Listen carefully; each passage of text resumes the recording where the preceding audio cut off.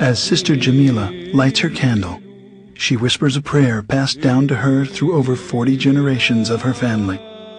The rising smoke carries her prayer high into the heavens. She is a member of the original Christian church, started almost 2,000 years ago.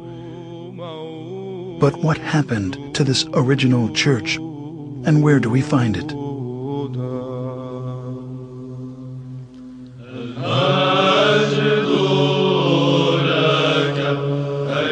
At that time, those believers in Jesus Christ joined together with the apostles, establishing the first organized church community in the city of Antioch. It is there in Antioch that they were first called Christians, as stated in Acts 11:25.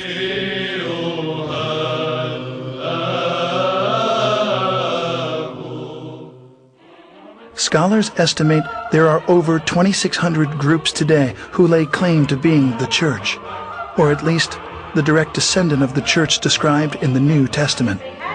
As Christianity has inarguably played a considerable role in our history, it is important to understand the factors which have led to its current divided state.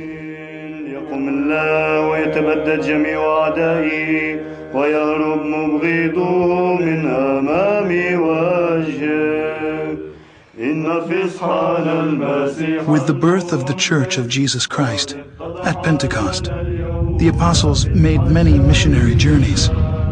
Over time, 5 patriarchates were established in Antioch, Jerusalem, Rome, Alexandria, and Constantinople. The apostle Peter was the first bishop of Antioch.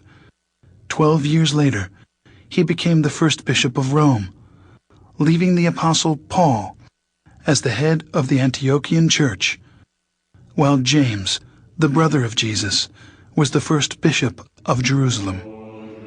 Even though they were in full communion with one another, disputes arose over the adherence to the Old Testament law. James gave the solution to settle all doctrinal and moral issues through ecumenical councils, and the church flourished for 1,054 years. The first council was known as the Council of Jerusalem, as documented in Acts 15.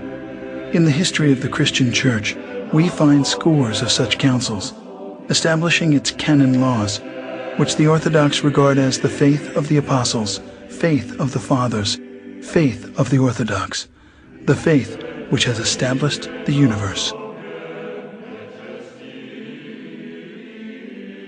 Heresies, disputes, numerous wars, and much persecution constantly challenged the early fathers of Orthodox Christians.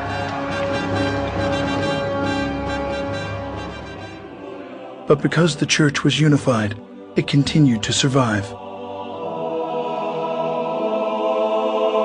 At the Ecumenical Council in 325 at Nicaea, the bishops decided they needed a creed. After much prayer and some 90 years, what's known today as the Nicene Creed was finally written.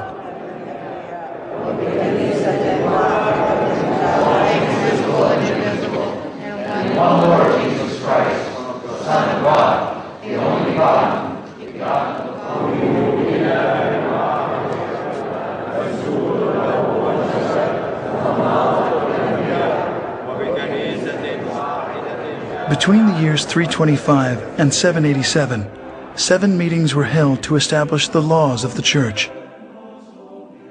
These became known as the 7 Ecumenical Councils.